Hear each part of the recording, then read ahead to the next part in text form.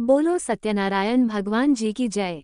कृपया मेरे चैनल को लाइक और सब्सक्राइब करें और फॉलो करें। सत्यनारायण की व्रत कथा, तृतीय अध्याय। सूत जी आगे की कहानी सुनाते हुए कहते हैं कि सालों पहले उल्कामुख नामक एक राजा था।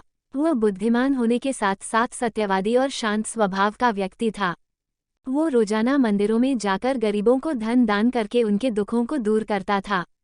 राजा उल्कामुख की पत्नी कमल के फूल के समान थी। उन्हें पवित्र स्त्री माना जाता था। एक बार राजा उल्कामुख और उसकी पत्नी ने भद्रशिला नदी के किनारे श्री सत्यनारायण भगवान की पूजा की। तभी वहां साधु नाम का एक वैश्य पहुंचा। उस वैश्य के पास व्यवसाय करने के लिए काफी धन था। उसने जब राजा और उसकी पत्नी को व्रत करते देखा तो वह वहीं रुक गया।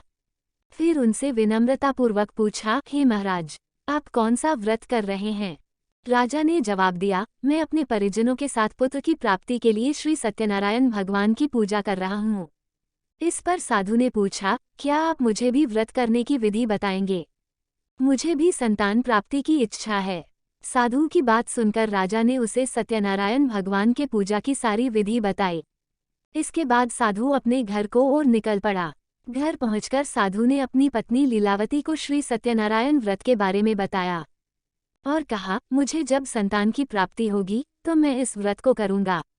कुछ दिन बाद सत्यनारायण भगवान की कृपा साधु की पत्नी लीलावती पर बरसी और वह गर्भवती हो गई। आगे चलकर उसने एक पुत्री को जन्म दिया। लीलावती की पुत्री कब बड़ी हो गई ये पता ही नहीं चला। उसके माता पिता ने उसका नाम कलावती रखा था। कुछ दिन बीतने के बाद कलावती की माता ने साधु को उसका वचन याद दिलाया, जिसमें उसने संतान प्राप्ति के बाद श्री सत्यनारायण भगवान की पूजा करने की बात कही थी। लीलावती ने कहा, हे स्वामी, अब आपको अपने वचन को पूरा करने का समय आ गया है। इस पर साधु ने कहा, हे प्राण प्रिय, मुझे अपना वचन अच्छी तरह से याद है। उस वचन को मैं अपनी पुत्री के विवाह के अवसर पर पूरे विधि विधान के साथ करूंगा। पत्नी को पूजा का आश्वासन देकर अगले दिन साधु नगर की ओर चल पड़ा। कुछ समय बाद जब कलावती शादी योग्य हो गई तो साधु ने एक दूत को बुलाया और उसे अपनी पुत्री कलावती के लिए एक योग्य वर ढूंढने का आदेश दिया। साधु का आदेश पाकर दूत कंचन नगर की ओर गया और वहां से एक योग्य वर लेकर आया। उस लड़के को देखकर साधु ने अपनी पुत्री का विवाह उससे कराने का फैसला किया। उसने तुरंत अपने प्रियजनों को आमंत्रित किया और अपनी पुत्री का विवाह उस योग्य लड़के से कर दिया। शादी के दौरान भी साधु ने श्री सत्यनारायण भगवान की पूजा नहीं की।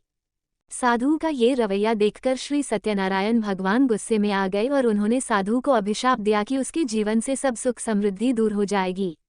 इधर अपने कार्यों में व्यस्त साधु अपने दामाद के साथ चंद्रकेतु राजा के नगर में व्यापार करने पहुंचा। तभी एक दिन अचानक एक चोर चंद्रकेतु राजा का धन चुराकर भागते भागते उसी साधु की दुकान पर जा पहुंचा। यहाँ सिपाहियों को अपने पीछे आते देख चोर ने चुराया हुआ धन साधु की दुकान में छिपा दिया। राजा के सिपाही जब वहां पहुंचे तो उन्हें राजा का धन साधु और उसके जमाई के पास दिखा। उन्होंने तुरंत दोनों को बंदी बनाया और उन्हें राजा के पास ले गए। सिपाहियों ने राजा से कहा, महाराज, हमने दोनों चोरों को सामान के साथ पकड़ लिया है। आप बस आदेश दे कि इन दोनों को क्या सजा देनी है। राजा ने सिपाहियों को आदेश दिया कि बिना देर किए दोनों को इसी वक्त कारावास में डाल दिया जाए, साथ ही उनके सारे धन को जब्त कर लिया जाए। दूसरी तरफ साधु की पत्नी भी दुखी थी। उसके घर में जो कुछ भी सामान था उसे चोर ले गए थे। एक दिन साधु की बेटी कलावती भूख प्यास से तड़पती हुई भोजन की तलाश में एक ब्राह्मण के घर पहुंची। वहां उसने श्री सत्यनारायण का व्रत होते हुआ देखा। फिर उसने भी उस ब्राह्मण से सत्यनारायण भगवान की कथा सुनी। इसके बाद प्रसाद ग्रहण करके अपने घर चली आई। घर पहुंचते ही कलावती की मां ने उससे पूछा, बेटी, तुम अब तक कहाँ थी और तुम्हारे मन में क्या उथल पुथल हो रही है?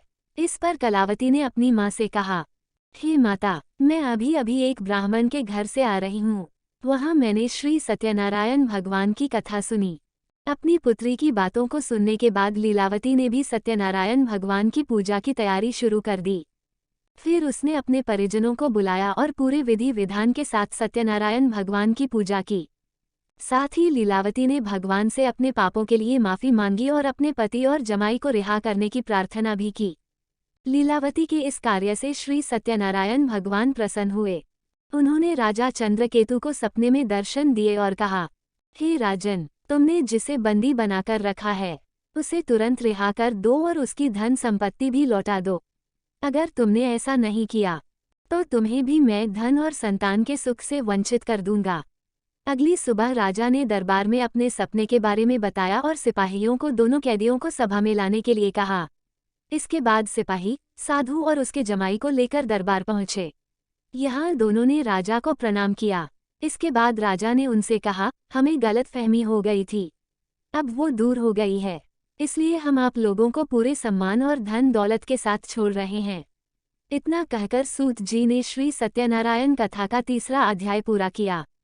वीडियो देखने के लिए धन्यवाद।